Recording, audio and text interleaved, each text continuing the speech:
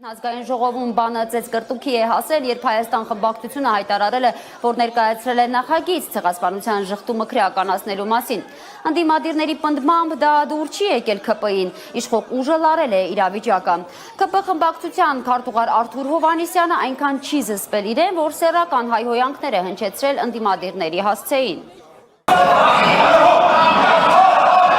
Անջատեք եթեր, ընդմիջում 20 րոպե։